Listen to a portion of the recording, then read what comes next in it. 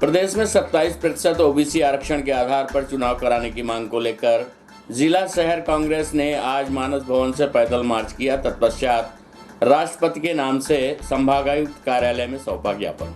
आपको बता दें कि कांग्रेस ने कहा कि देश की आधी आबादी से अधिक पिछड़ा वर्ग के सम्मान व अधिकारों के हितों की रक्षा करते हुए मंडल कमीशन की रिपोर्ट के अनुसार माननीय कमलनाथ के नेतृत्व में कांग्रेस सरकार द्वारा लिए गए निर्णय के अनुसार मध्य प्रदेश में 27% ओबीसी आरक्षण के आधार पर ही पंचायत व स्थानीय निकाय के चुनाव कराए जाने के संबंध में विचार करने की बात कही है।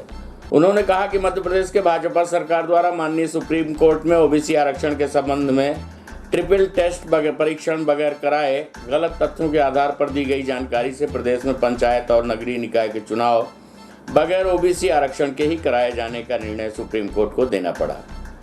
इससे प्रदेश की आधी से अधिक आबादी पिछड़ा वर्ग के अधिकारों की हत्या होना स्वाभाविक है।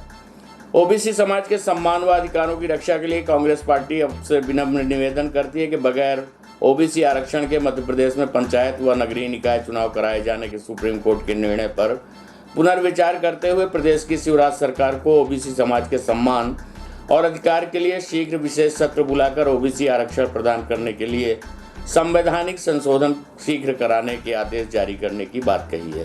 प्रस्तुत है कांग्रेस के शहर अध्यक्ष गुरमीत सिंह मंगू से प्राप्त जानकारी के अंश।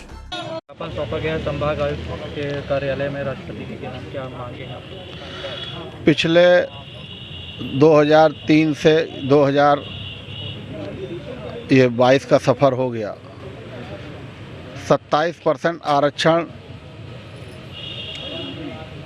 भारतीय जनता पार्टी ओबीसी को नहीं दे पा रही है। 15 महीने में आदरणीय कमलनाथ जी ने पिछड़े वर्ग के साथियों का ध्यान रखते हुए उनकी जनसंख्या के आधार पे 15 महीने की कांग्रेस की सरकार में 27% आरक्षण का आदेश पारित कर दिया था। उसी के तहत आने वाले समय में जो चुनाव होते उसमें 27% हमारे प्रतिनिधियों को नौकरियों में सब जगह उनको अधिकार मिलता है।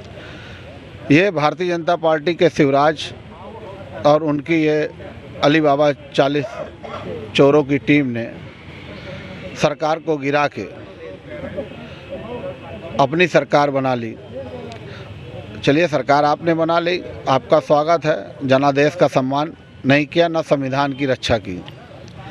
आज स्थिति यह हुई कि 27% की जो अपनी बात कोर्ट के अंदर शिवराज जी को और उनकी कैबिनेट को रखना चाहिए था, उन्होंने नहीं रखा। सुप्रीम कोर्ट ने आदेश दे दिया कि चुनाव कराए जाएं। चुनाव होने चाहिए, लेकिन हमारे पिछड़े वर्ग के सम्मान के साथ चुनाव होने चाहिए। शिवराज जी से, नरेंद्र मोदी जी से और ख़ास तौर से राष्ट्रीय अध्यक्ष जेपी नड्डा जी से मैं कहना चाहता हूं कि आदरणीय नड्डा जी, आप भी मध्य प्रदेश के रिश्तेदारी जबलपुर के अंदर है। मध्य प्रदेश में कहीं ना कहीं आपका प्रेम सद्भाव है, तो मध्य प्रदेश की जान जनमानस के लिए आप 4 कदम चलिए और पिछड़ों के सम्मान में, पिछड़ों के साथ जो हो रहे हैं अन्याय में, पार्टी के साथ अलग हटके, जिस तरह सतपाल मलिक किसान आंदोलन में पार्टी से हट के किसानों की बात करते थे, इस तरह जेपी नड्डा जी आप आइए और पिछड़ों के सम्मान की बात कीजिए, उनकी रक्षा कीजिए। और जो आने वाला समय चुनाव का है, उसमें पिछड़ों वर्ग के जो साथी हैं, वह वार्ड जो आरक्षित था, उसी आधार पर चुनाव होने चाहिए, जिससे गरीब हमारा पिछड़े वर्ग का साथी भी पंचायत के रूप में, पार्षद के रूप में, जनपद सदस्य के रूप में अपनी भागीदारी निभा सके। जैसे काफ़ी कम समय बचा है, तो ऐसे में कैसे संभव है कि आरक्षण हो पाएगा? यह सवाल तो भारतीय जनता पार्टी के नेताओं से पूछना होगा कि आपने बिजली के बिल का जो करंट मार रहे हो, आपने कहा कोरोना में हम बिजली देंगे, नहीं दे पाए, आप नहीं दिए, और छूट भी आपने नहीं की। इसी तरह उसी तरह जिस तरह कोरोना में ये झूठ बोले हैं आम जनमानस के लिए, इसी तरह ये पिछड़े वर्ग के साथियों के साथ झूठ बोल रहे हैं।